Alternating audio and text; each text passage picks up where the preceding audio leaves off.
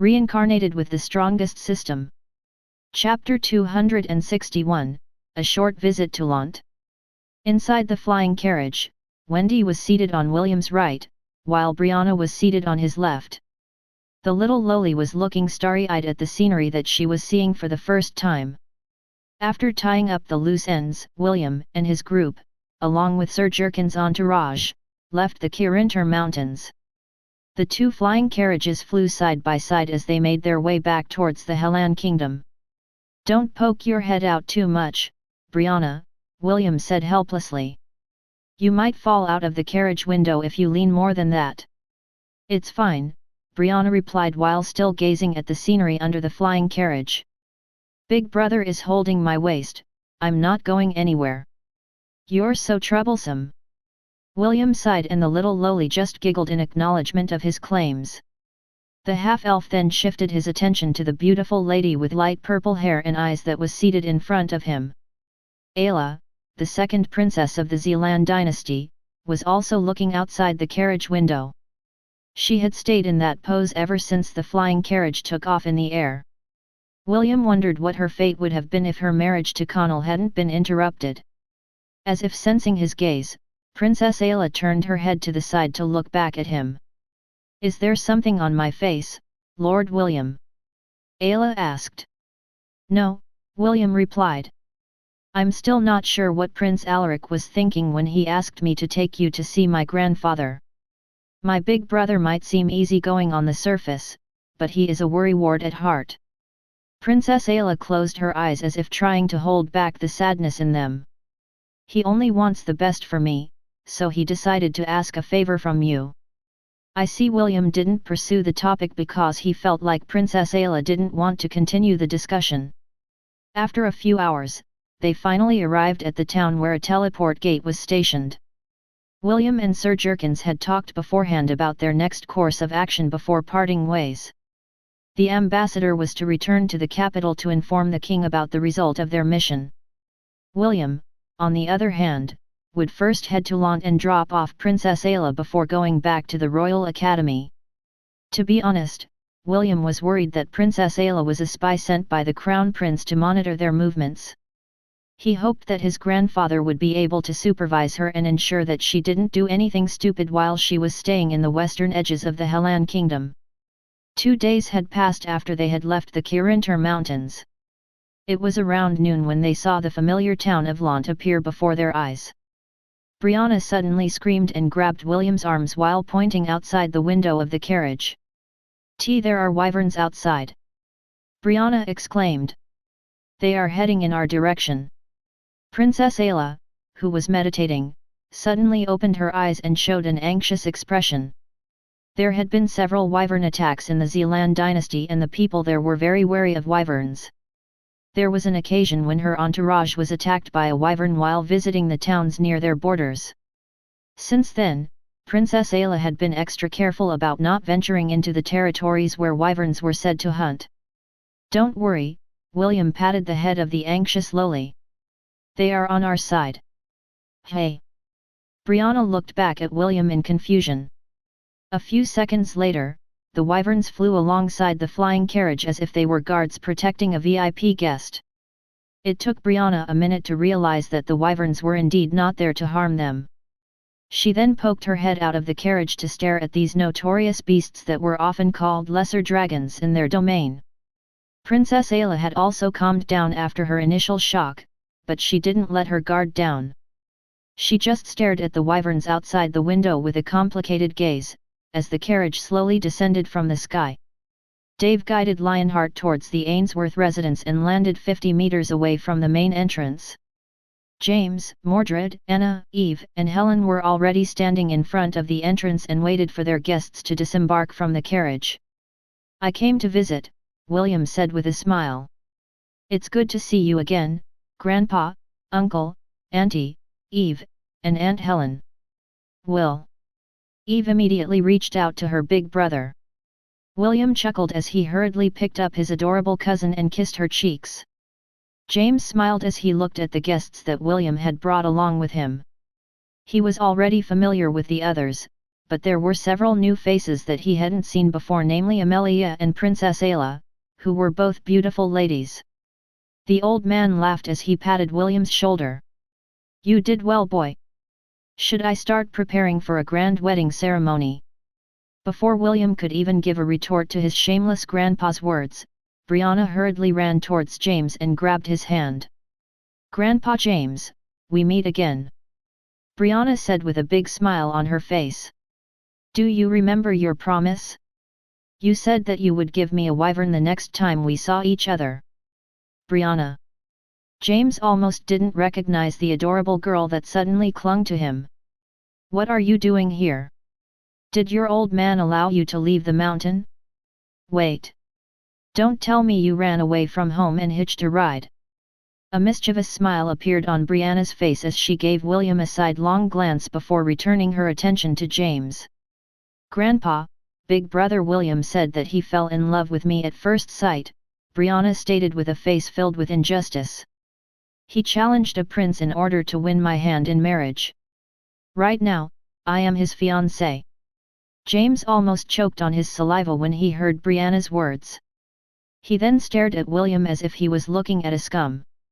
"Boy, even though I always tell you to look for girls to marry, I didn't tell you to prey on little girls," James said in a righteous manner as if he was free from sin. "However, since you can't uncook cooked rice, I will turn a blind eye on this matter. Just make sure that you treat Brianna well in the future." William snorted and raised his hand to flick the lowly's forehead. Unfortunately for him, Brianna had already anticipated his reaction and backed away while giggling. She then stuck out her tongue at William, which made the half-elf scratch his head in helplessness. Eve found William's reaction funny. She then reached out her two small hands to grab his hair and pulled on it. William ignored Eve's actions as he confronted his grandpa. "It is true that I won Brianna's hand in a duel, but I intend to pair her with Prince Ernest," William hurriedly explained because his Aunt Anna and Aunt Helen were looking at him with displeasure. He didn't want the two ladies, who had helped to raise him, to have any misunderstandings. He then glared at Brianna, who was hiding behind Wendy's back. "I see." James played with his beard as he accepted William's explanation. "Then how about the other two ladies whom I haven't seen before? What is your relationship with them?" William felt relieved because his grandpa readily accepted his explanation. He then started to introduce the two new faces that accompanied him back to Lont. "The beautiful lady with green hair is Lady Amelia Louise," William said. "She is a permanent member of my own night squad." "Louise? Is she perhaps the daughter of Philip, the Baron of Bradford?" James inquired. Amelia, who was standing not far away from William, made a curtsy. "It is an honor for Lord Ainsworth to know of our humble origins." James grinned as he waved his hand in a casual manner. "Your father and I are not close, and we've only met twice in the past when I was passing through your barony. Even so, Philip is well known in the noble circle for not sticking his head in places that he shouldn't stick his head in. Your father is quite an admirable person." Amelia blushed at James' praise towards her father. She didn't expect that the hidden overlord of the West had met her father in the past. After that brief exchange, William then introduced the VIP guest that had accompanied him from the Kirinter Mountains. "This beautiful lady here is the second princess of the Zealand dynasty, Ayla Sol Zealand," William announced. "Her reason for coming here is due to the request of the Crown Prince, Alaric Sol Zealand. He also asked me to give this letter to you, Gramps." William took out the handwritten letter from his storage ring and presented it to his grandfather. James opened the letter and started to read. At first, there was a frown on his face, but his expression calmed down after he finished reading the letter. "Ayla, was it?" James asked in a friendly manner. "From this day onwards, you will be a guest of our humble town of Lont. Although the amenities we have can't compare to the things inside the Zealand Royal Palace, they aren't too shabby either." "Thank you, Lord James." Princess Ayla made a respectful curtsy towards the legendary figure that once visited their domain many years ago. "I will be in your care from now on." James nodded his head. According to Alaric's letter, you are studying life magic, right? Yes, Lord Ainsworth. Do you have a master teaching you? No. James once again nodded his head. It's quite fortunate that we have a very capable life archon here in Lont. If you wish, I can introduce you to him and ask him to take you on as his disciple. Princess Ayla's eyes widened in shock. She didn't expect that this small town had a life archon in it. There was only one life archon in the southern continent, and that person had been shrouded in mystery. The only thing that the life mages of the southern continent knew about this legendary figure was that he liked beautiful young women and his stamina seemed endless. Lord Ainsworth, are you referring to the Archon of the Spring of Life? Princess Ayla couldn't stop herself from trembling in excitement. Is he here? Is the renowned life Archon, Sir Owen, here in Lont? Yes. James chuckled. Knowing that old man's taste, he would be more than happy to make you his disciple. William, who was listening to the side, had a dumbfounded expression on his face. He didn't expect that the old coot that boasted about his ability to go several rounds in bed was someone so famous. He even wondered if Princess Ayla was referring to someone else, and not the shameless and perverted old man, who had secretly told William several tips on how to make a woman feel good in bed. Chapter 262, Just wait, my beloved little pets. Just because you are a princess doesn't mean that I will treat you favorably. I am a very strict teacher. Are you sure you want to become my apprentice? Yes. Please, make me your disciple, Lord Owen. Very well, Owen nodded in a righteous manner. The charisma that was oozing from his body was that of a master that had faced great battles and had lived to tell the tale. William couldn't stop his lips from twitching as he stood at the side, watching this master and disciple pair. He wanted to grab the old man and shake his body so badly while shouting, "Where is the real Owen? You imposter! Tell me, where did you hide that old pervert who only knows how to boast about how he mastered the 444 positions that would make a woman go crazy?"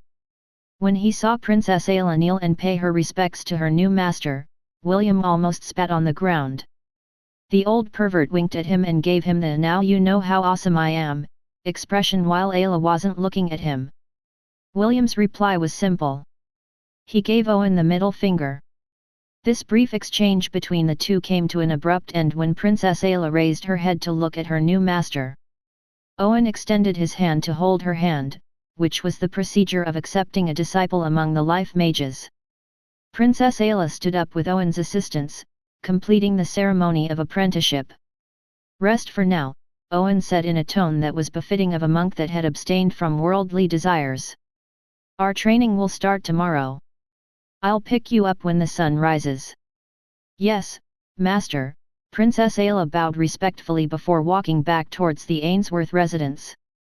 William and Owen watched her retreating back in silence. The moment the girl disappeared from their sight, Owen's exalted form, and aura, disappeared completely. "Will, I'm going to tell this to you now, you'd better not extend your filthy hands onto my disciple," Owen said in disdain. "Excuse me? I'm not an old cow that preys on young grass. Just look at how handsome I am.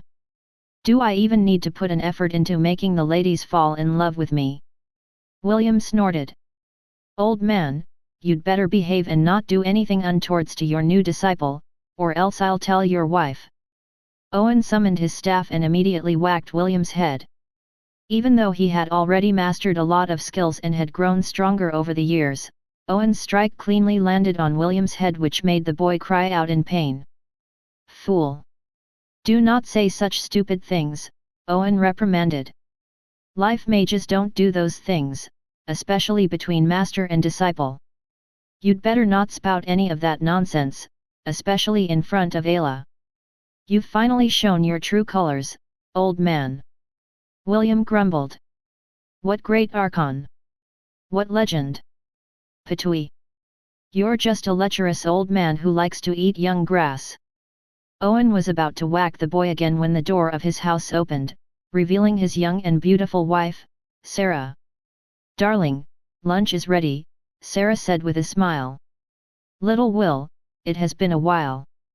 Do you want to have lunch with us? William and Owen smiled as both of them patted each other like they were the best of friends. Sarah smiled sweetly at the two and was very happy that the boys were getting along. Thank you for the invitation, big sister Sarah, William replied. However, I have guests back at the residence and I need to entertain them. Perhaps next time. All right.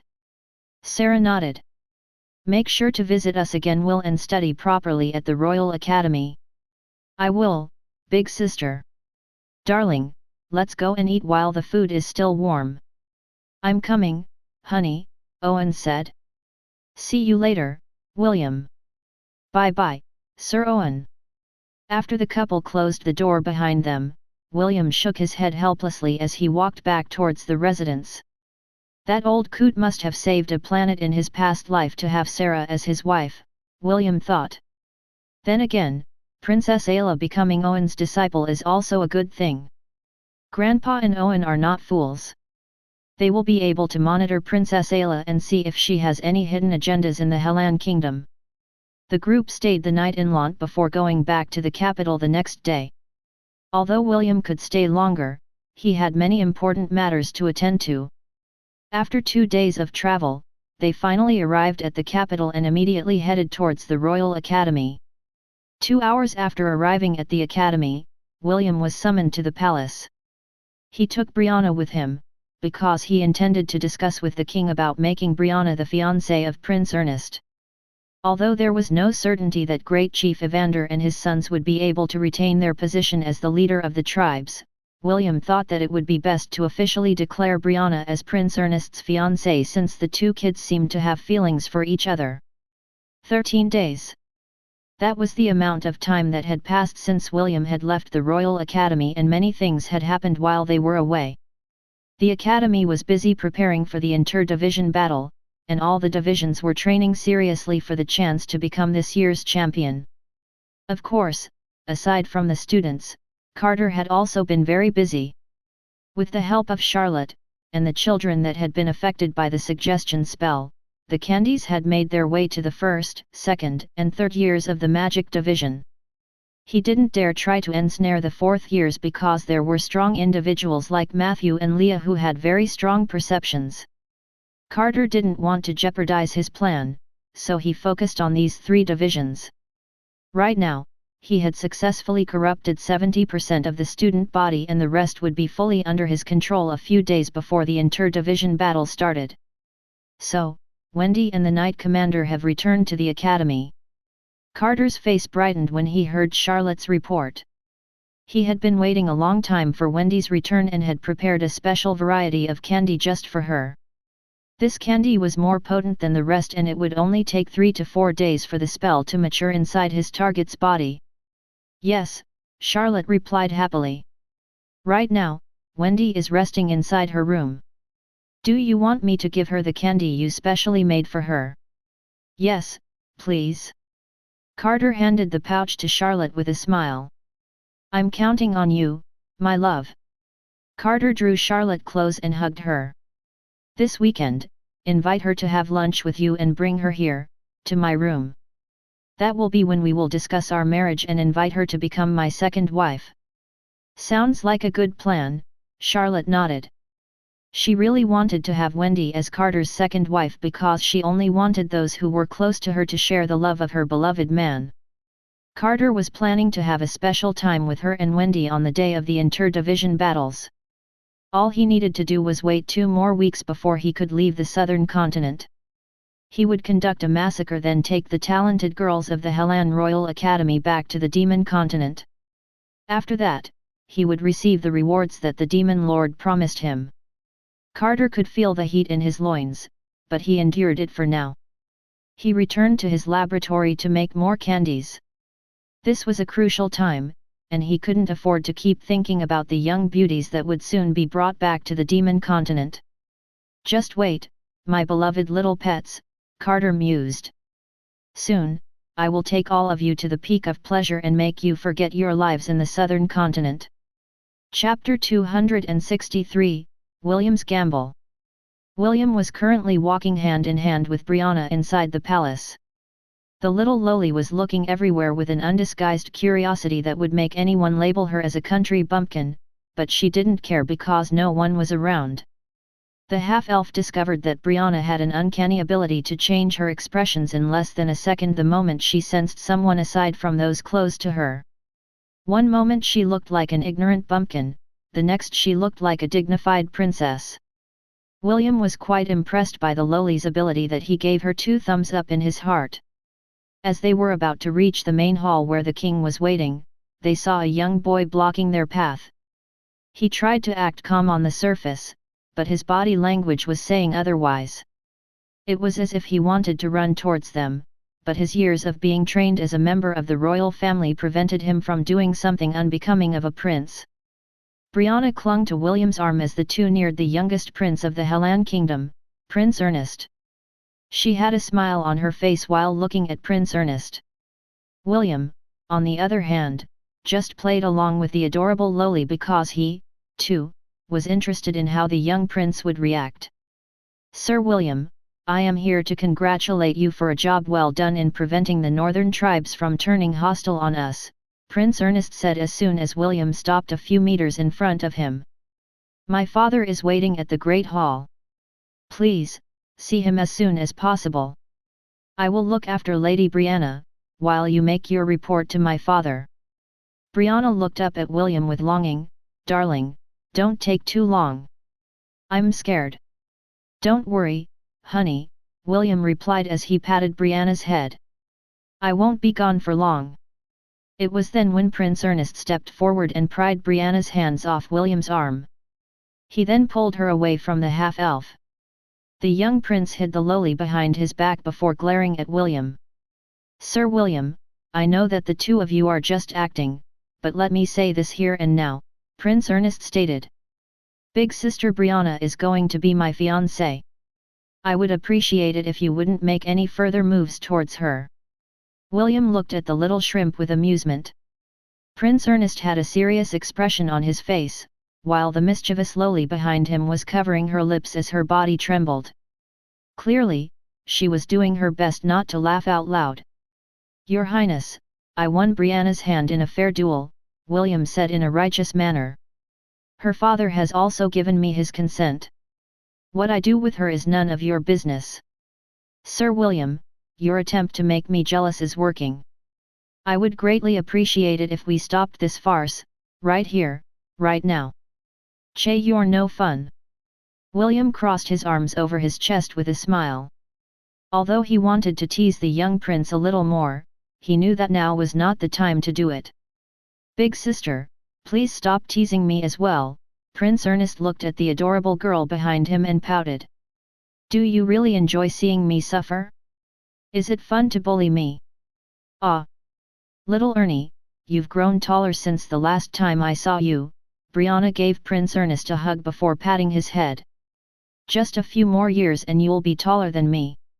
When that happens, I'm afraid that the one to be bullied would be me.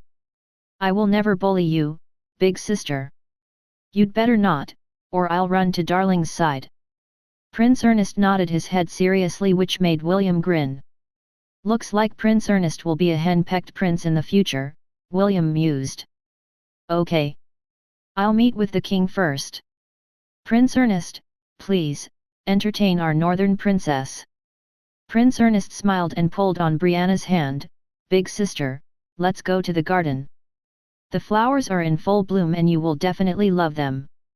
Brianna waved her hand at William before allowing herself to be pulled away by a jealous Prince Ernest. The red-headed boy waved back at her before walking towards the great hall where the king was waiting for him. "And that is how our northern expedition ended, Your Majesty," William finished his report and bowed towards King Noah. Noah nodded his head. "I received Sir Jerkin's report yesterday, but I still wanted to hear your own version of the story. You did well and the merits you earned for our kingdom deserves a reward." The king of the Hellan kingdom secretly praised himself for sending the half-elf with his foreign ambassador to the northern regions. If it was only Sir Jerkins that had gone, then the northern tribes would have successfully allied with the two dynasties and pincered the Hellan kingdom from 3 sides. Because of this, he decided to give William a reward. As for what that reward was, he couldn't think of anything that the boy might like. This was why he decided to wait for William's visit to the palace and personally ask him the reward he wanted the most. William pondered for a bit. But right now, nothing came to mind, so he decided to put his reward on hold. "Your Majesty, I can't think of anything right now," William said. "For the time being, can you put my reward on hold?" "Understood." Noah smiled. "When you finally know what you really want, come and find me. No matter how many years it takes, this promise of mine will still hold true." "Thank you, Your Majesty." William bowed. After that brief exchange, William decided to discuss Brianna's matter with King Noah. He said that although Great Chief Evander and his family might not be able to retain their position after 4 years, the possibility still existed. Because of that, William insisted that Brianna be properly betrothed to Prince Ernest as his official fiancé. Surprisingly, King Noah didn't agree or disagree with William's suggestions. The only thing he promised was that he would see to it that the northern princess would be properly cared for in the palace. William sighed in his heart, but he knew that he couldn't be too pushy. He was about to ask for his leave when the king made a gesture for him to come closer. "Sir William, there is something that I would like to entrust to you for the time being," King Noah said with a serious expression. The king then took out a sheathed dagger from his storage ring and handed it over to William. "Hold on to this dagger for safekeeping," King Noah ordered.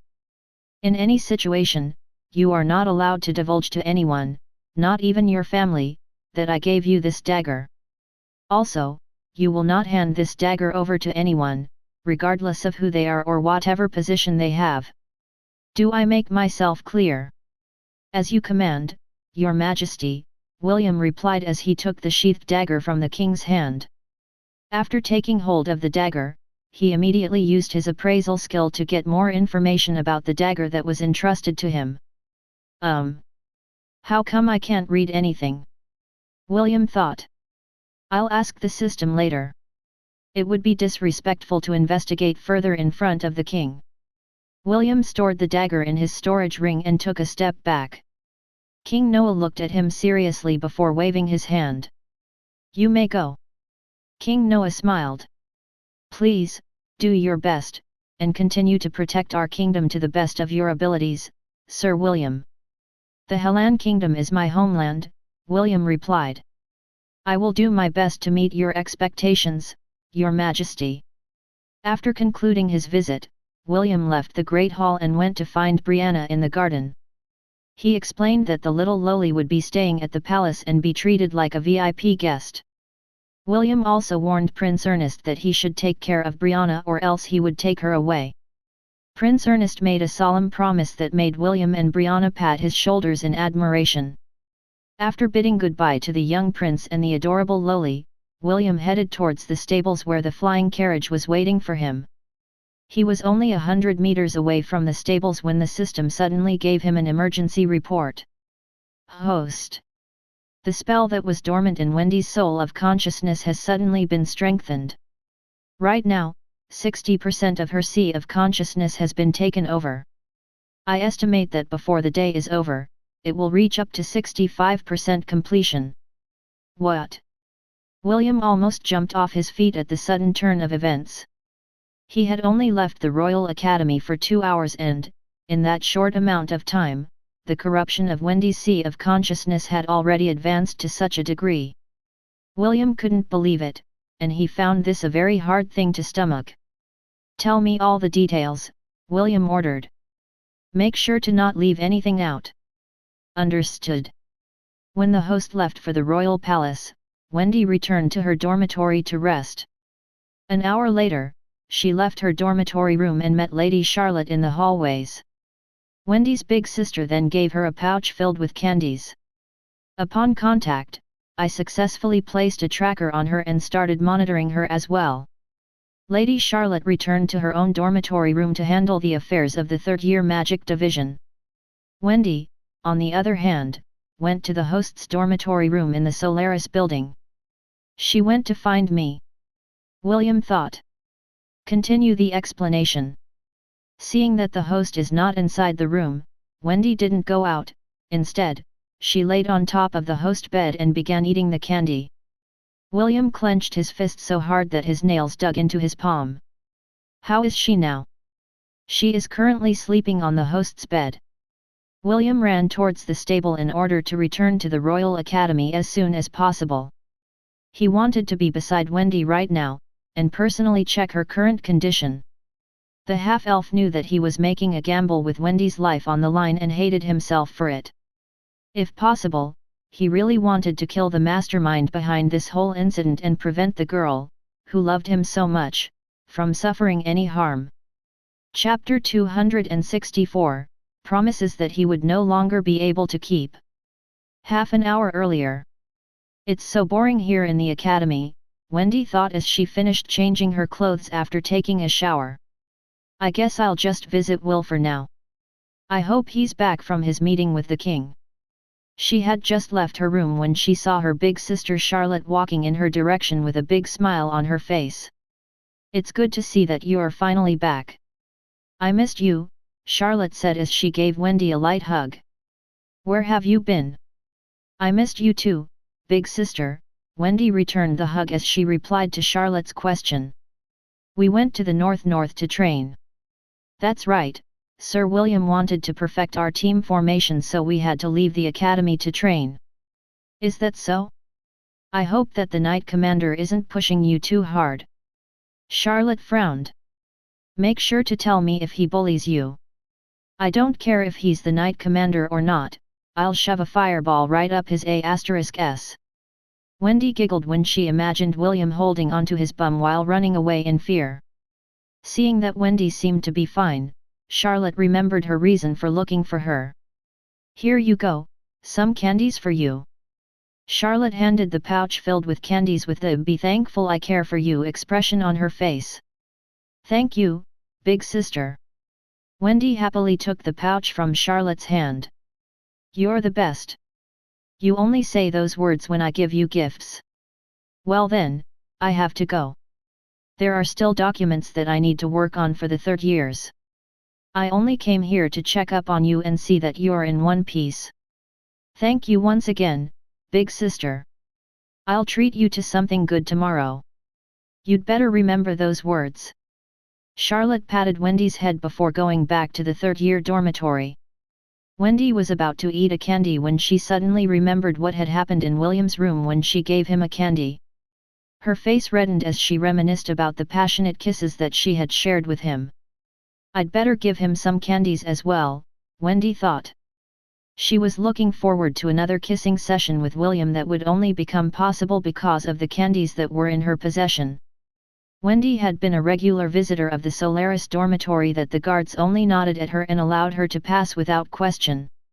They knew that the beautiful lady was a member of the Knight Commander's personal night squad and gave her the respect she deserved. William's room had a special enchantment in it that prevented anyone from entering without permission. Fortunately for Wendy, she was one of the few exceptions that could enter the room without using a key. He's still not here, Wendy thought as she scanned the room. It's fine. I'll just wait for him to arrive. The blonde beauty immediately headed towards William's bed and sat on top of it. She then opened the pouch of candies and started eating. I'll only eat half and share the rest with William, Wendy thought as she put a red-colored candy inside her mouth. This way, it's a win-win for both of us. After eating 8 candies, Wendy suddenly felt drowsy and slept on top of William's bed, while hugging William's pillow. Somewhere in Asgard. Captain, please wake up. We are being dispatched to the battlefield to collect the souls of warriors. We are the team that is currently on standby, so we have to hurry before our superiors deduct our wages. Just let me sleep for 5 more minutes. What are you talking about, Captain? A beautiful lady with dark brown hair raised her voice as she shook the sleeping beauty violently. If we don't go soon, Commander Gunner will deduct our wages. I plan to have a date with my boyfriend this month. I need to buy a new dress. You're so annoying. The sleeping beauty finally relented and propped herself up from the bed. Her long, silky, blonde hair shimmered briefly as the rays of the sun fell upon them. "I'll be ready in 5 minutes. Wait for me outside." "Understood. Please, hurry, Captain." "Okay, stop nagging and just wait for me to finish changing my clothes." "Sheesh." The blonde beauty, who seemed to be in her early 20s, walked up to her closet and began to put on her lightweight armor that was designed for the battlefield. After strapping on her protective gear, she walked towards the mirror in order to fix her hair. The image of a beautiful lady with long blonde hair and a pair of blue eyes, that were as clear as the skies of Asgard, were reflected in the mirror. She then began to comb her hair until she was satisfied with it. The blonde beauty then picked up the winged circlet lying on top of her table, and looked at the mirror one last time before going out of her room. As the captain of her squad, it was her duty to lead the other valkyries on the battlefield to collect the souls of the brave warriors that had fallen in battle.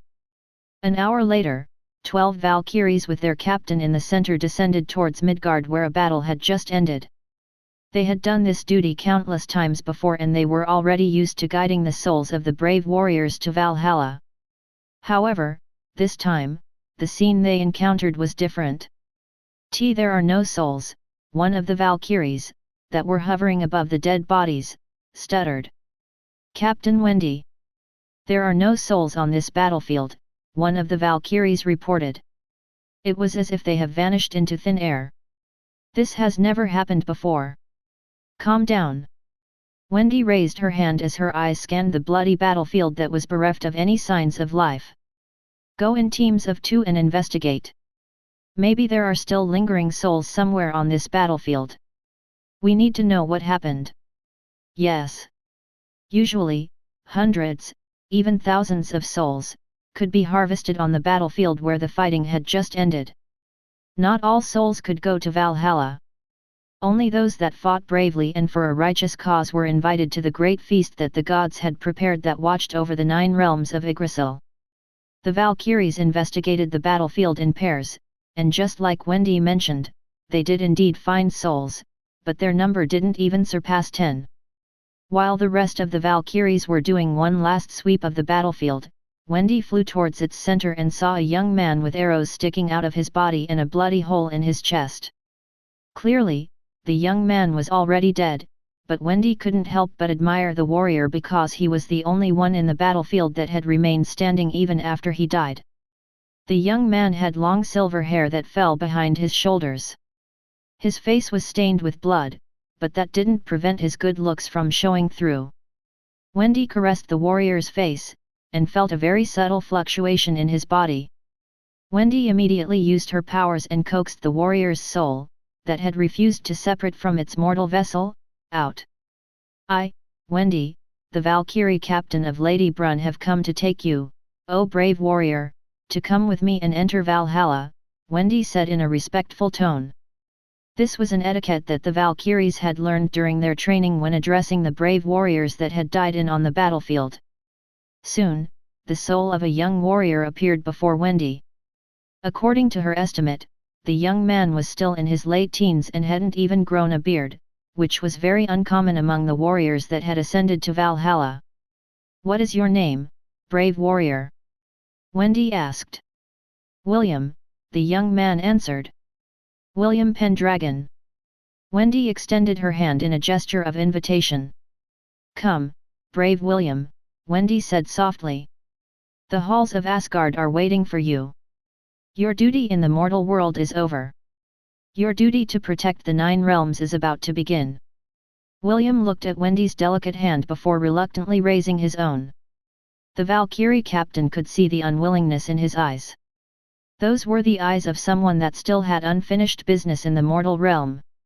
Wendy had seen these kinds of eyes many times in the past.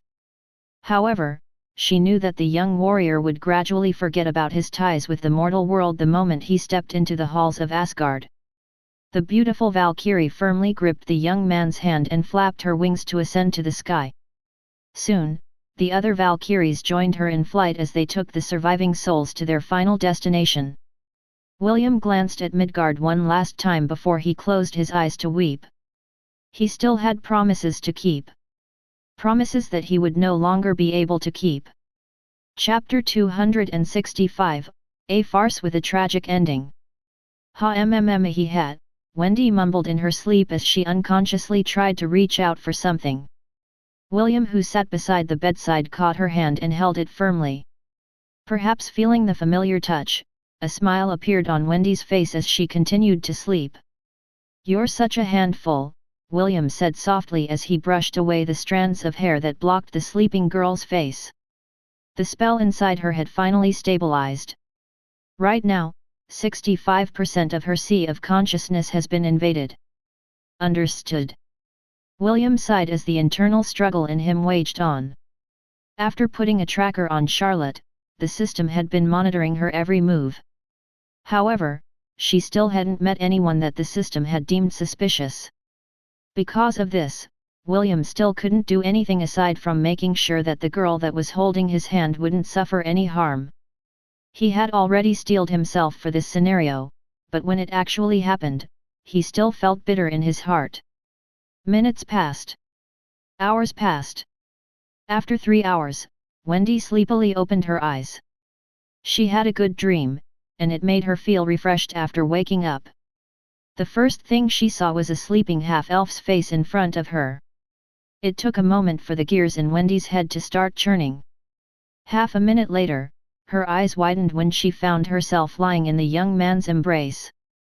Ironically, her hands were wrapped around William as if she was holding a hug pillow. The boy, on the other hand, had his arms wrapped around her in a protective embrace. Wendy didn't know what to do at the moment. A part of her wanted to stay in William's embrace and let this moment last a little while longer, while the other part of her wanted to plant a kiss on his lips.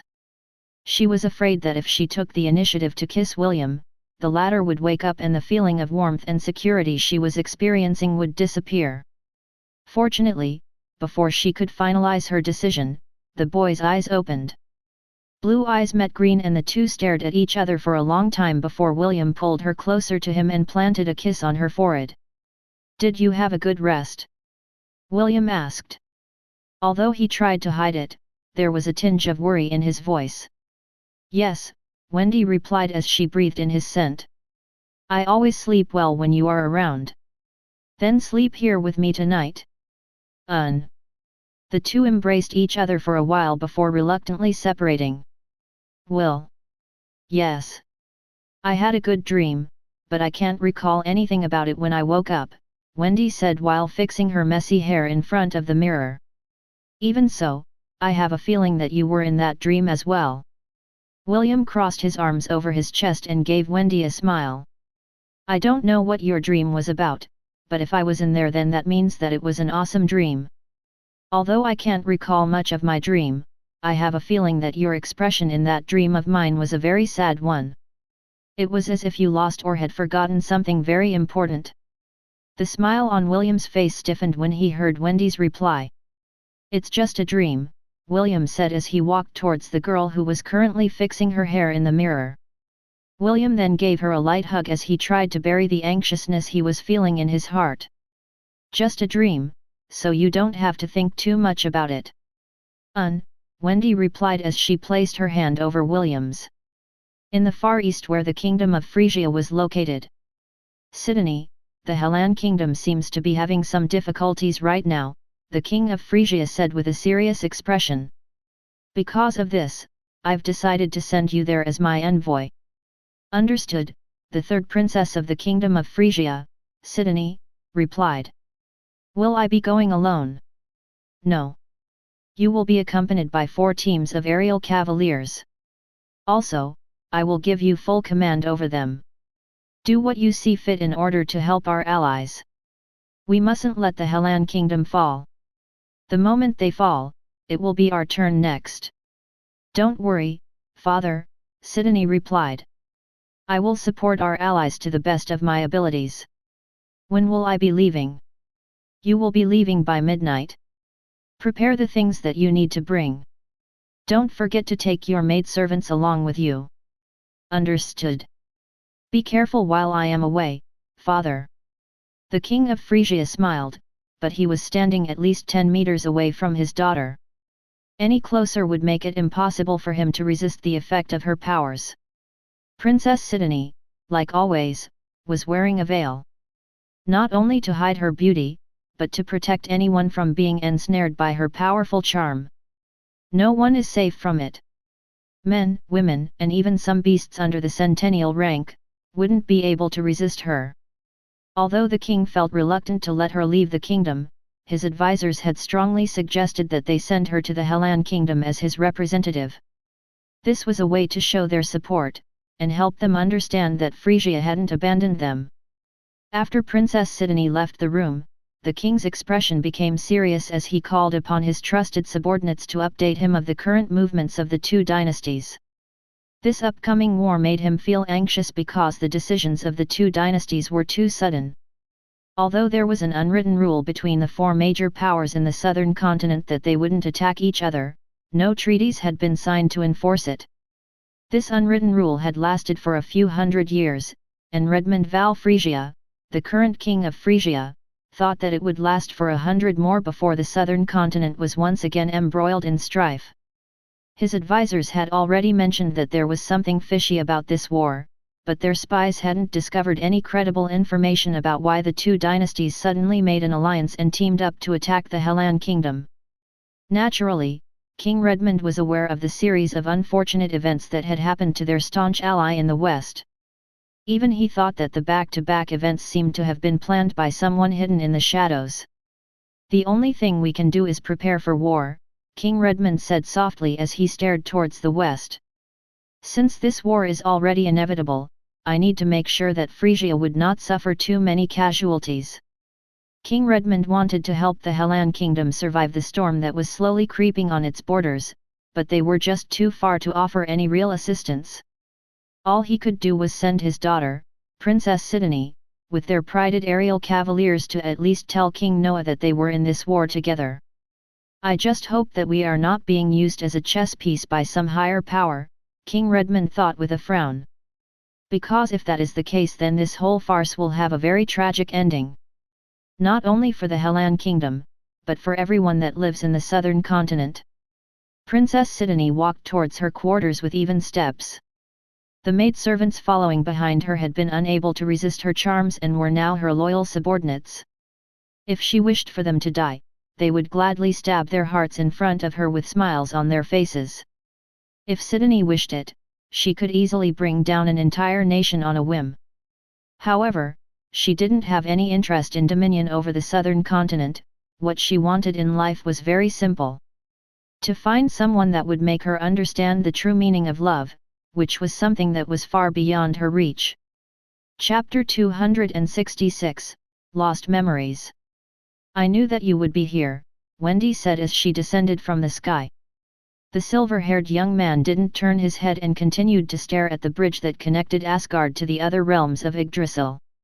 "Listen, I know what you're thinking, but it's not going to happen." Wendy stood beside the warrior whom she had personally brought back from the battlefield a week ago. "You can't return to Midgard. Just give up." William didn't say anything because he knew that she was right. He was already dead and it was impossible for him to return to Midgard.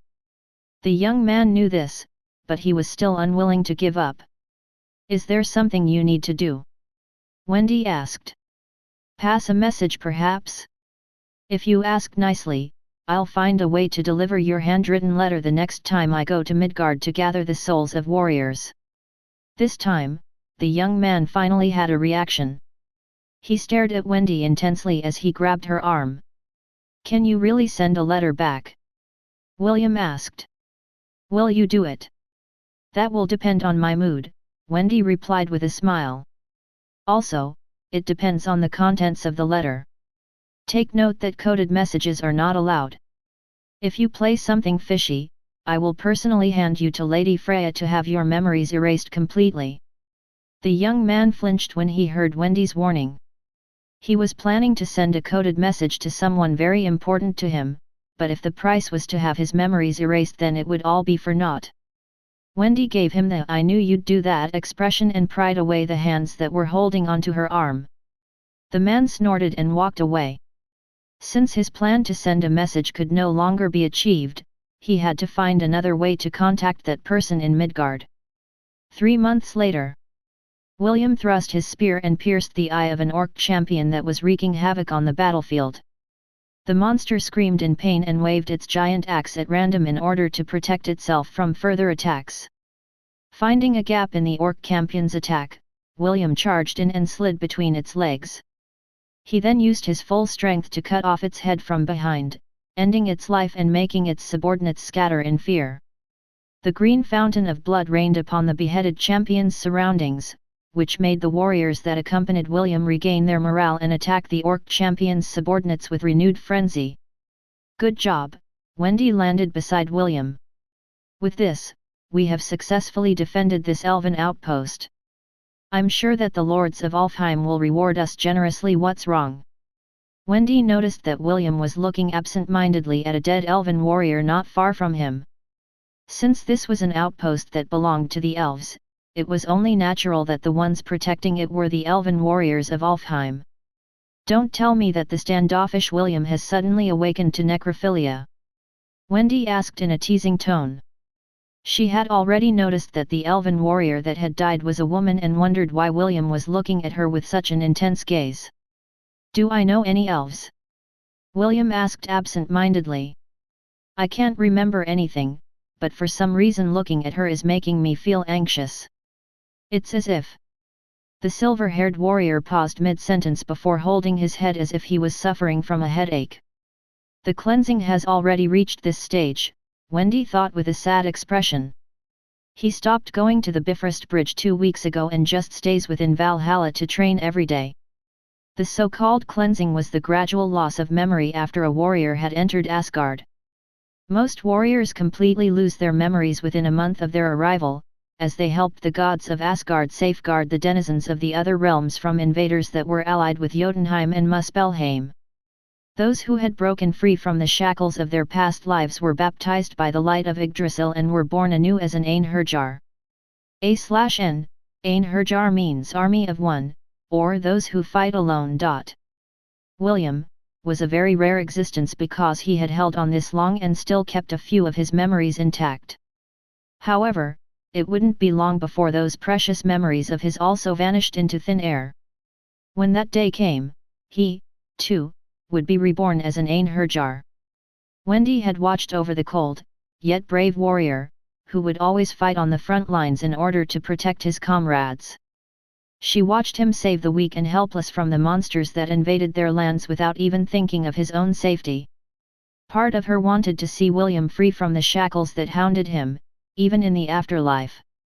The other part of her wanted to preserve the memories of the brave warrior that had wormed himself into her heart. "Let's go back, Will," Wendy said softly as he patted the warrior's shoulder. "Let's go back to Asgard." William blinked and looked at her absent-mindedly. Soon, he nodded his head and accepted Wendy's invitation. The Valkyrie captain transformed into a Pegasus and allowed William to mount her. This was a special privilege to a select few. Usually, only those that a Valkyrie had chosen to become her life partner would gain this right. Naturally, William wasn't aware of this hidden rule among those that ferried the souls of brave warriors to the halls of Valhalla. He was busy trying to grasp the fleeting memories in his hands, before they too disappeared for eternity. Inside William's quarters in the Solaris dormitory, Wendy opened her eyes and found herself inside William's room. She had been sleeping with him since the day they had returned from the north, and rumors were starting to spread in the Martial Division that she was their commander's lover. To her surprise, William didn't deny or affirm the rumors. He simply brushed them aside as if they were something insignificant and not worth his attention. Wendy's twin, Spencer, was very vocal about it and would confront William from time to time. However, after William threatened that he would kick Spencer out of the Martial Division, the Siskin brother had no choice but to back off. William was not only the commander of the Night Order, but also the head prefect of the Martial Division. His words were law, and no matter how aggrieved he was, Spencer wasn't able to do anything in front of William. Instead, he would often tell his sister that the half-elf was a wolf in sheep's clothing, and if she wasn't careful, she would be eaten up in a heartbeat. Little did Spencer know that Wendy was looking forward to being eaten by William. It was quite unfortunate that, aside from simple hugs and kisses, William wouldn't do anything that was beyond his bottom line. "Good morning," William said when he noticed that Wendy was already awake. "I brought you some breakfast." William went early to the kitchen to smuggle breakfast for both of them. He had done this for the past few days, and Wendy loved these simple gestures that made her feel as if they were newlyweds. After eating breakfast, Wendy returned to the magic division because today was Saturday.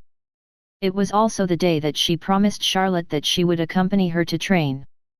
"Big sister, this is not the way to the training grounds," Wendy said after she noticed that they had left the premises of the magic division.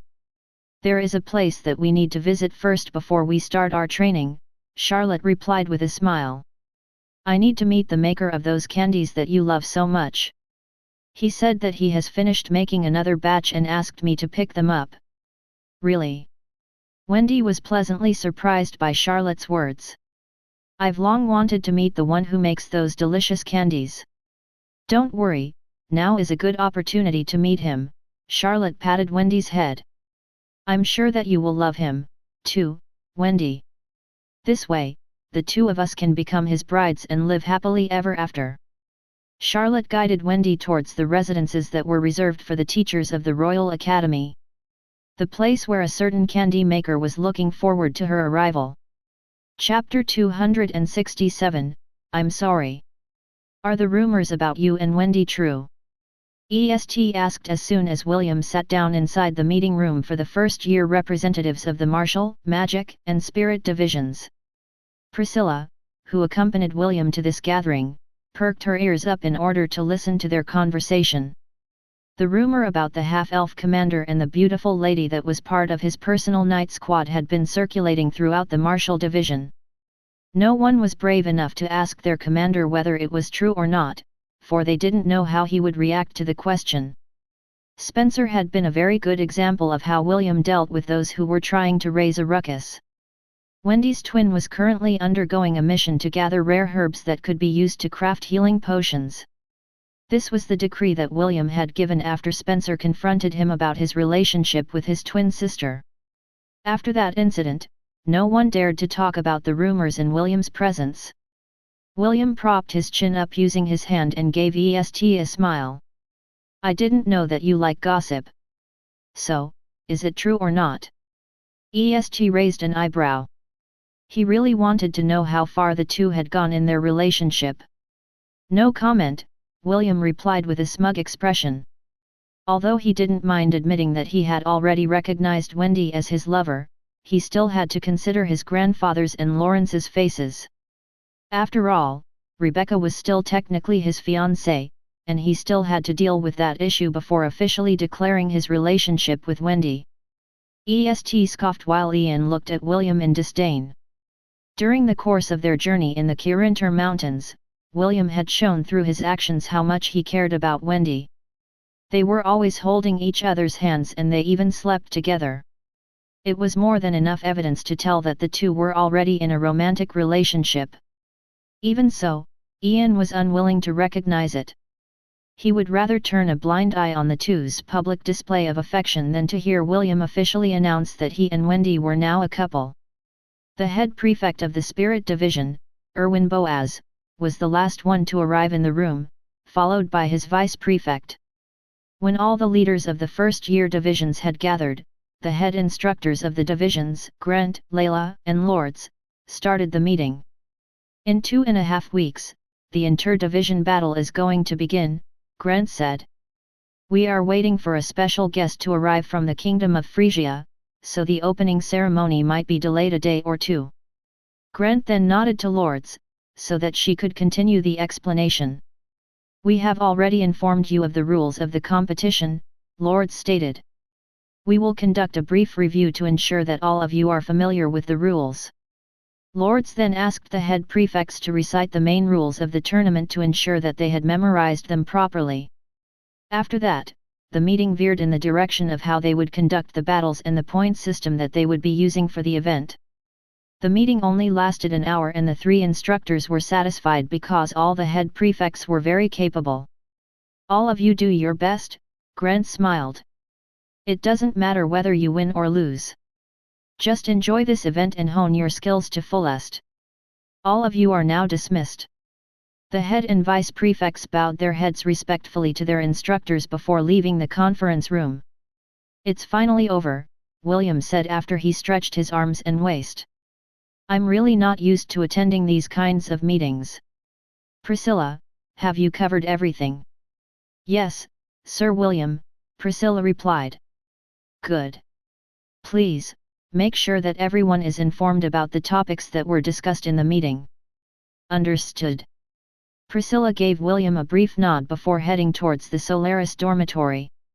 Deep inside she must really hate you, Ian commented with his arms crossed over his chest. You just shove your responsibilities onto her then lays around all day long. Do you really see it that way? William asked back. What do you mean? Ian frowned. Aren't you just dumping the workload on her? Of course not. This is what you call trust. Huh? Trust. Yes. Trust, William said with his chin raised in an arrogant manner. I trust Priscilla that she will be able to handle the job more effectively than I would. Since that is the case, why should I get in the way of her role? Ian scoffed at William's shameless way of sugarcoating his laziness.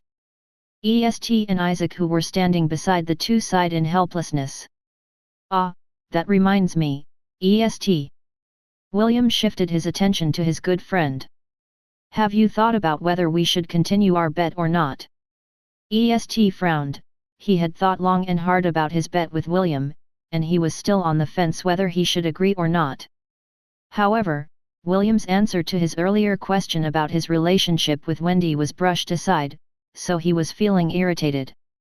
Because of this, he decided to accept the half-elf's proposal and agreed to his bet. Let's do it, EST replied. I agree to the terms of our bet. Good. William chuckled as he extended his hand. May the best man win. EST firmly gripped William's hand and shook it.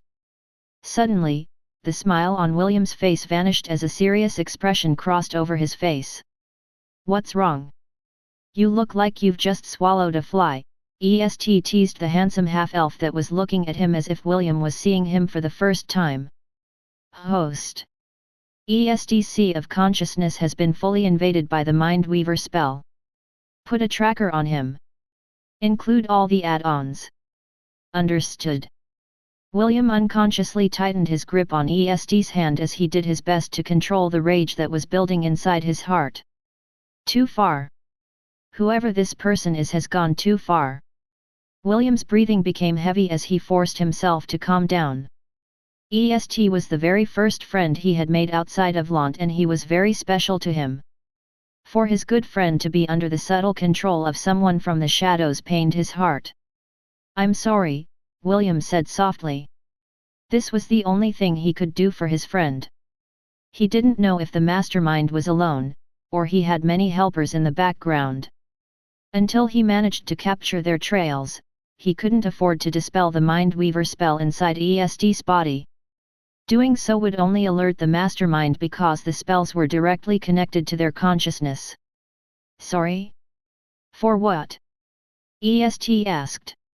Don't tell me you're apologizing to me because you're confident that you'll be the one to win our bet? Will, you might be strong, but don't underestimate me. I will make you taste my true power when the two of us face off in the arena. William was about to say more, but his words stopped in his throat when the system gave him an emergency notification. Host. The spell inside Wendy's body is rising at an alarming rate. The invasion on her sea of consciousness has suddenly risen to 95%. She is now currently in a trance, and is now in the presence of someone who could potentially be the mastermind behind all of this. According to my estimate, it will only take 20 more minutes before her sea of consciousness has been taken over completely. Chapter 268, Would you like to kiss me? Disclaimer, if you are faint-hearted or someone that gets triggered easily, I strongly advise you that you read this chapter along with the chapter entitled Chapter 268, a vessel that held limitless possibilities. If the chapter I mentioned is not currently available, hold off in reading this chapter and wait until the next day. If you don't want to feel anxious and constipated for the remainder of the day, make sure to follow my advice. I don't want to hear any complaints, and people telling me that I didn't warn them beforehand. Read this chapter at your own risk. Half an hour earlier. Big sister, isn't this the area where the instructors have their own residences? That's right. Wait.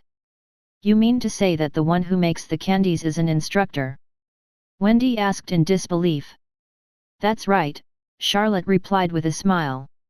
And we have arrived at our destination. Wendy gazed at the small gate that led to a 3-story house. This house was located on the outskirts of the teachers' residences and no other houses were around it. Let's go inside, Charlotte said as she firmly held Wendy's hand and led her inside the gate. Big sister, can we really enter without permission?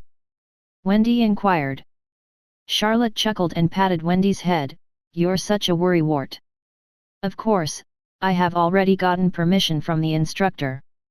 Just relax your little head and follow me. Wendy's big sister opened the front door and invited her in as if she was the owner of the place. Charlotte then guided her to the second floor where Carter's room was located. For some reason, Wendy suddenly felt a sense of anticipation in her heart. She thought that it was just her curiosity about finding out who the candy maker really was making her heart beat a little faster than normal. Charlotte then knocked on the door to announce their presence. Professor, it's me. Come in, a gentle voice replied from the other side of the door. Charlotte opened the door to the room and signaled for Wendy to enter before her. The latter obeyed her big sister's gesture and entered the room obediently.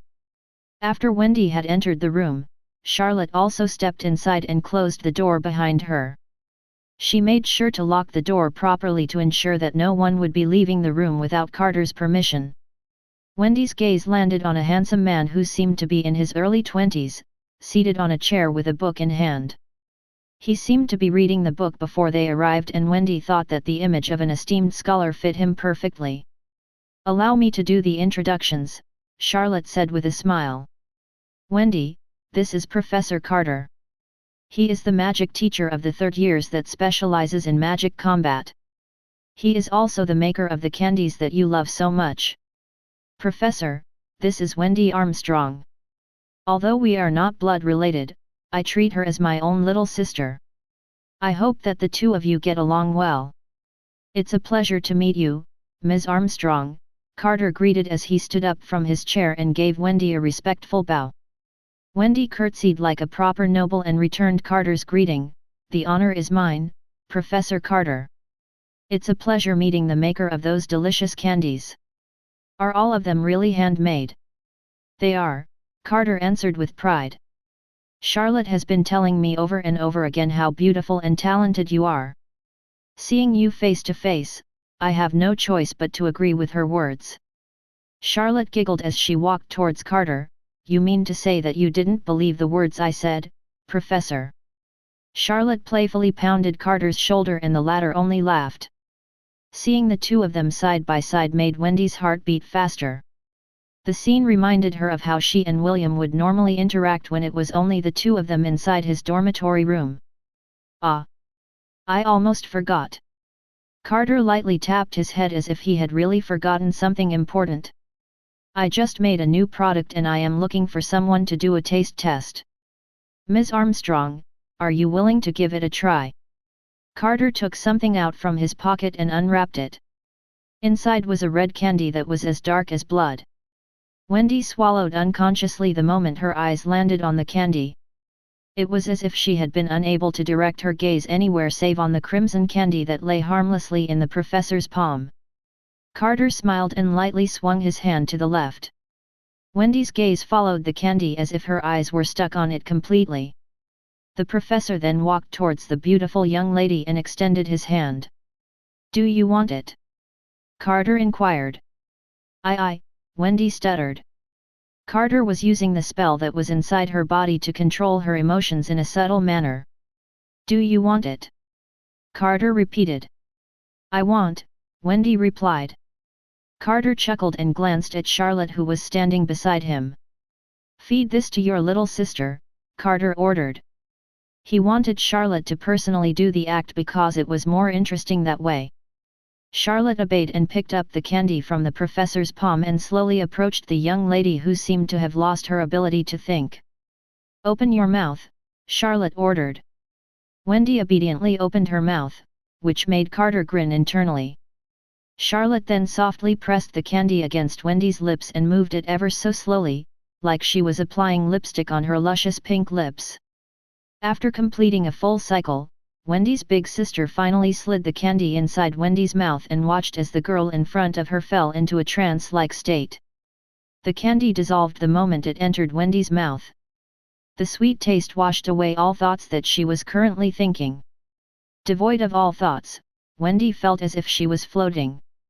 She was like a painting that was slowly being stripped of her colors. Carter watched with a satisfied smile as he looked at the girl that was slowly succumbing to the power of his spell. Charlotte returned to his side and wrapped her arms around the professor, before kissing his lips. It was as if she wasn't the least bit worried about what was happening to Wendy. All she cared for was the love of the man whose hands were firmly grabbing her waist. It didn't take long before a sigh escaped Wendy's lips.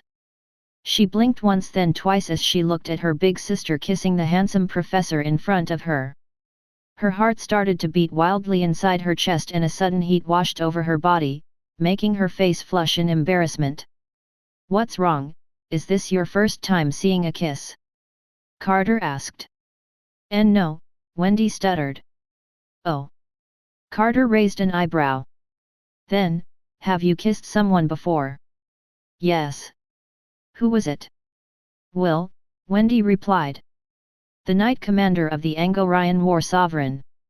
"Ahem," Carter smiled. He didn't mind Wendy having her first kiss stolen from her. What was important to him was the girl's chastity that was still intact. He even sneered at the Knight Commander for being too young and too naive to take advantage of the girl that was clearly infatuated with him.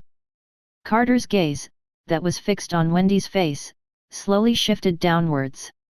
It stopped on her ample chest for a brief moment, before continuing to move down her body. The professor gazed at that part as if his eyes could see past through Wendy's clothes and smiled. "How is the Knight Commander's kiss?" Carter asked. "Does it feel good?" Wendy could feel the warmth spreading into her entire body like an aphrodisiac as Carter empowered the spell that had almost taken over her sea of consciousness. "It feels good," Wendy replied as she once again fell into a trance. She couldn't take her eyes off the handsome professor in front of her. Wendy felt confused, but her thoughts were muddled right now. She couldn't think straight as the professor raised her chin with his fingertip. "Would you like to kiss me?" Carter inquired while strengthening his hold over Wendy's consciousness.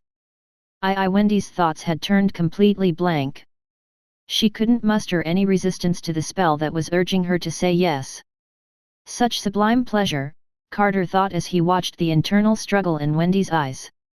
He then slowly lowered his head to taste the girl's luscious lips that were begging to be kissed. When the professor's lips were mere inches away from her own, the image of a red-headed boy appeared in Wendy's head. "And no." Wendy hastily pushed Carter away and took a few steps back. Carter was surprised, but soon an evil smile appeared on his lips. It was as if Wendy's last-second struggle was turning him on. "No?" Carter asked. "No, what?" I. Wendy stuttered, but the image of the boy inside her head suddenly disappeared when Carter fully activated the spell inside her sea of consciousness. Wendy's expression slackened as her beautiful blue eyes clouded over. Carter's smile widened as he neared the girl. His prey had already been cornered. All he needed to do was to reach out and make Wendy fall into the abyss of darkness. Chapter 269, A Vessel That Held Limitless Possibilities. Charlotte watched from the side as Carter reached out his hand towards her little sister. However, just as the professor was about to claim his prize, a sudden knock on the door of his room stopped him in his tracks. "This is the Knight Commander of the Anglo-Ryan War Sovereign," a commanding voice sounded from outside the door. There is an emergency situation and I am gathering the members of my night order for a mission. I was told that my subordinate, Wendy Armstrong, was seen entering this house. I would like the residents to please cooperate with our night order's mission." Carter frowned because he was once again foiled from having his way with the young noble lady in front of him. However, he was someone who knew when to step back in order to obtain the bigger picture. Wendy was already under his full control. The girl wouldn't be able to escape even if she wanted to. "I guess putting it off for later will make the main dish more delicious," Carter thought as he calmed the heat that was surging in his body. He took a step back and glanced at the door before looking back at the dazed girl in front of him. "Let's continue this later," Carter said softly. "Visit me tonight, here in my room. Do you understand?" "Yes," Wendy muttered absent-mindedly. Her clouded eyes slowly returned to normal. Wendy blinked as she looked at the professor in front of her and tilted her head in confusion. She couldn't remember what happened after the professor had asked her to taste the candy. The blonde beauty couldn't even remember if she had tasted the candy or not. About the candy." Wendy fidgeted. "You were asking me earlier to test it, right, Professor? Don't worry. You can come back later and taste as many as you want." Carter grinned as he crossed his arms over his chest. "Okay." Wendy smiled and nodded her head. Another knock was heard on the door as William's voice passed through Wendy's ears. "Wendy? Are you here?" William asked. "We have an emergency mission. I came to find you." Carter walked towards the door and opened it. He then came face to face with the boy who had prevented him from conquering his target. "I've long heard about the Knight Commander's fame, but I didn't have the opportunity to make your acquaintance." Carter extended his hand for a handshake. "I am Professor Carter Araceli, third-year magic instructor." William replied as he shook the professor's hand. "William von Ainsworth." Carter was about to say more when a faint fragrance, that came from the young boy's body, entered his nose. His pupils shrank in their sockets as he stared directly at the boy's chest. "Professor?" William asked. "Is there something wrong?" "And no," Carter stuttered. "It's a pleasure to meet you, Sir William." "Same here, Professor," William said as he waited for the professor to release his hand. For some reason Carter was holding his hand in a vice-like grip, unwilling to let it go. "Professor. You can let go of me now." As if awakening from his daze, Carter awkwardly released William's hand and scratched his cheeks. "I'm sorry. It was my first time shaking the hand of a Knight Commander and I lost my composure for a while." "I see." William nodded. "Professor, we really have an urgent mission. If you don't mind, can you tell me if my subordinate, Wendy, is here?" Hearing her name, Wendy opened the door wider and showed herself to William. "I'm here, Will. Let's go. We need to go on an emergency mission." "Understood," Wendy replied. "Sorry, I have to go now, big sister, Professor Carter. Don't worry about me and do your job properly." Charlotte waved at her. "Be safe and may the gods watch over the two of you." Carter pressed his fist over his chest. "Thank you," William and Wendy said at the same time. Carter and Charlotte even walked the two of them to the front door and gave them one final wave of farewell before returning inside the house. "Professor, why don't we return to your room and continue where we left off?" Charlotte proposed in a seductive manner. "There's no need to rush, my love," Carter caressed the side of her face before giving her a kiss. "Handle your duties first and return here tonight. I suddenly remembered that I needed to do something important." A look of disappointment flashed over Charlotte's face, but she still accepted Carter's excuse. "I will return tonight then." "Good. I love you." "I love you too, Professor."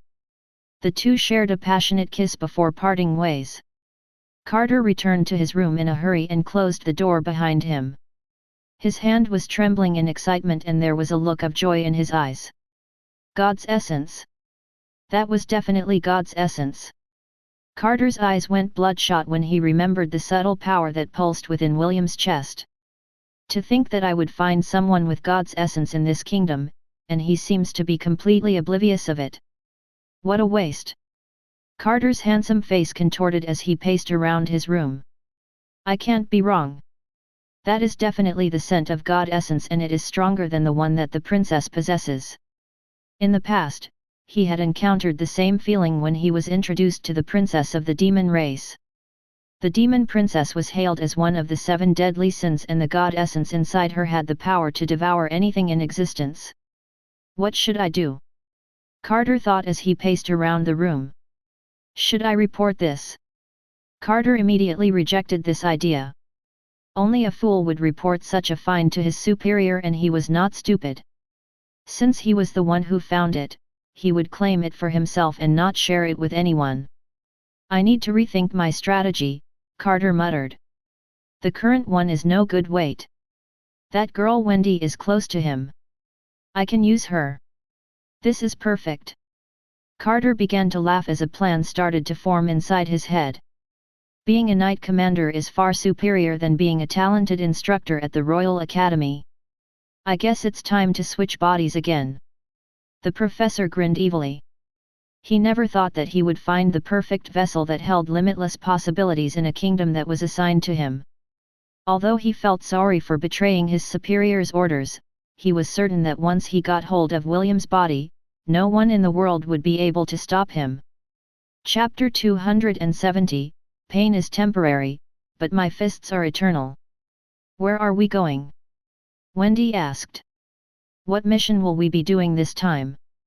William didn't answer as he led Wendy through the Solaris dormitory.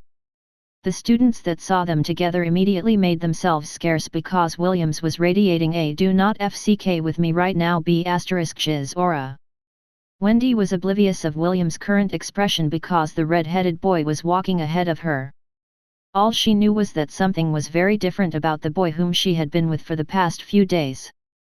When the two finally arrived inside William's room, the red-headed boy turned around and hugged Wendy all of a sudden. The blonde beauty was caught by surprise because she didn't expect that William would suddenly hug her out of the blue. Also, the boy's body was trembling as if he was trying to hold himself back from doing something. Wendy instinctively hugged him back and caressed the back of his head. What's wrong? Did something happen? William didn't answer. Instead, he held her tighter. The scene where Carter almost kissed Wendy played over and over inside his head, and it made him feel like killing someone. He had used all of his willpower to stop himself from attacking the professor after he opened the door in his room. He knew that he still didn't know whether the professor was the true mastermind behind it all, or if he had acquaintances that were working with him inside the academy. All he knew was that he couldn't allow Wendy to be tainted by a man who would resort to such lengths to ensnare the girl that he wanted to protect. A girl that had found a place inside his heart. After calming down, William reluctantly took a step back and faced the worried-looking girl in front of him.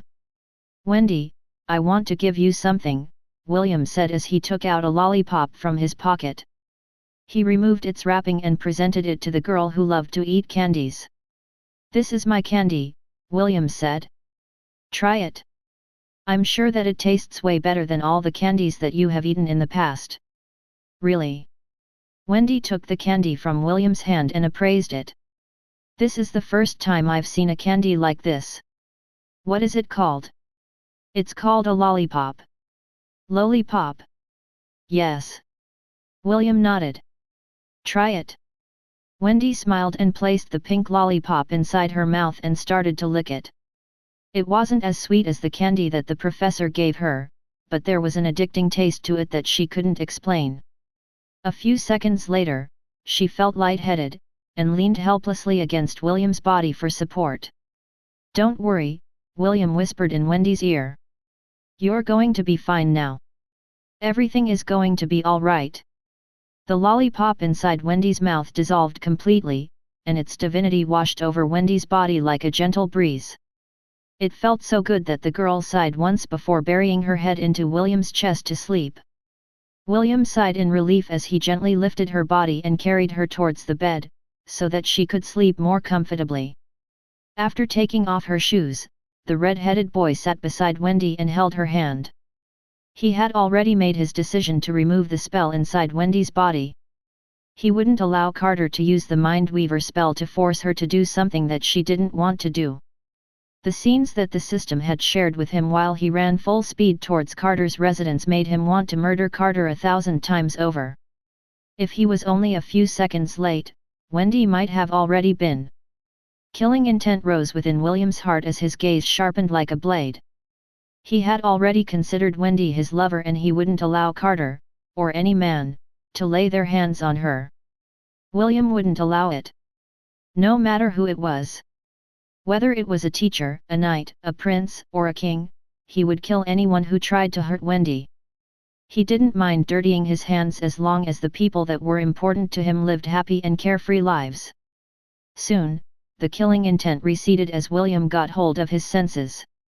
The system was currently monitoring the changes in Wendy's body and her vital signs had already returned to normal. Host, the Mind Weaver spell has been completely erased from Wendy's sea of consciousness. She is no longer under its effects. Also, with the power of the lollipop, she has gained a high resistance against charm spells that are not reinforced by divine powers. Thank you for the report, William replied. Did you succeed in planting the tracker on the professor's body when we shook hands? Yes. Currently, the professor is sitting in his room with his eyes closed. I assume that he is just meditating, or perhaps controlling those under the effect of the Mind Weaver spell from his location. Continue to monitor him, William ordered. If he does something suspicious, let me know right away. Understood. Somewhere in Asgard. William, do you want to join my team? A beautiful valkyrie with red hair asked with a smile. Your performance in the last battle against the orcs was amazing. I'd like to have a brave warrior like you on my team. I'm sorry, but I'm already a member of Captain Wendy's team, William replied. The valkyrie chuckled as she leaned her voluptuous body over William's. I'm sure that I can give you more benefits than that tomboy could ever give you. If you like, I can even. Hold it right there, B*TCH. An enraged Wendy stormed towards William and pushed the red-haired valkyrie aside.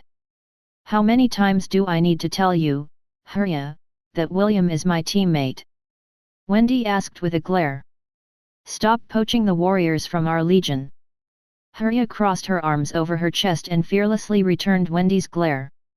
I'm just giving William an option. I mean, warriors are allowed to go to another legion if they want to. You can't make them stay by force.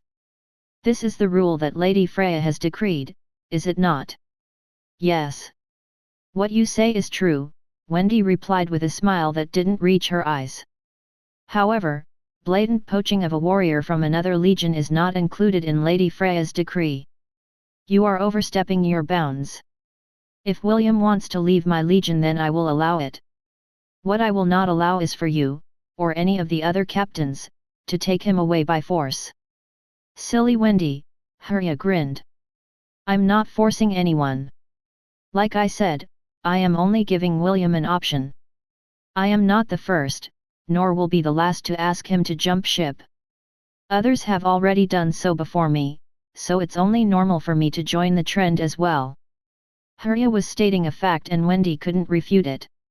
Among the new warriors that were brought to Valhalla, William was simply too eye-catching. His silver hair, coupled with his handsome looks, already made him an eye candy to the ladies. However, aside from his good looks, he was also a strong and very capable warrior. A warrior who didn't shy away in the face of danger in order to protect his comrades and allow them time to escape from an enemy that was stronger than them. Valkyries may be warriors, but they were also maidens. They were constantly looking for a life partner that could protect their backs on the battlefield. Wendy understood this, and that's why she was always in the lookout for those who were bold enough to seduce William and whisk him away from her hold. Seeing that the look on Wendy's face was close to a breaking point, Frisia decided to take her leave. Although they were both Valkyries, Wendy was stronger than her. It could even be said that Wendy was among the top 3 strongest Valkyrie captains because she was blessed with superhuman strength. She could easily turn an orc warrior's head into meat paste with a single slap. This was why most Valkyries didn't want to get on her bad side. The only reason why they dared to was because of William. The silver-haired warrior was simply too irresistible for the Valkyrie captains to ignore. "Take your time and think about it, William," Frisia said as wings sprouted behind her back. "You are welcome in my legion anytime." After saying those words, Frisia flew towards the sky and gave William one last wink before flying away in the direction of her residence. Wendy looked at the retreating figure with disdain. She was so close to summoning her spear and turning the hateful Valkyrie captain into a skewered pig. "William," Wendy said as she turned her head to look at the warrior who was looking at her with a calm expression. "I have something to ask of you." William placed his hands behind his back as he stood straight like a sword. "Is it another mission?" "I am ready to go anytime, Captain." Wendy chuckled. This was the sort of person William was. As long as it was a mission, he would do it in a serious manner that earned him the admiration and respect of warriors and Valkyries alike. "And because of this, I can't allow others to have you," Wendy thought as she walked towards the warrior that she had personally taken from the battlefield of Midgard.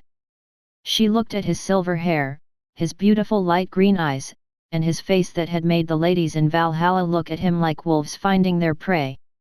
"William." "Yes, Captain." "Will you marry me?" "Excuse me." Wendy looked at the confused teenager with a smile on her face. Her hands wrapped around his body in a light embrace. It was loose enough to allow William to not get suffocated, but firm enough to prevent him from escaping. The tomboy Valkyrie captain under Gunr's legion had finally decided who her partner for life would be. She would not allow anyone to take her silver-haired warrior away from her, so she decided to marry him and stop anyone from making advances on him. "Will you marry me?" Wendy repeated. "I swear that if you say no, I'll break all of your bones and drag you to Lady Freya's quarters. There, we would exchange our vows and become partners for life. Don't worry, I'll ask the goddess Idun to give me some of her golden apples to help your body heal after our wedding is done." Wendy narrowed her gaze as she looked straight into William's eyes. They were the eyes of a woman that wouldn't take no for an answer. "So, are you going to say yes? Or must I drag you kicking and screaming like a little girl? The choice is yours to make. Also, remember this, William. Pain is temporary, but my fists are eternal. If you don't want to suffer eternal pain, you should already know what answer you are going to give me, yes."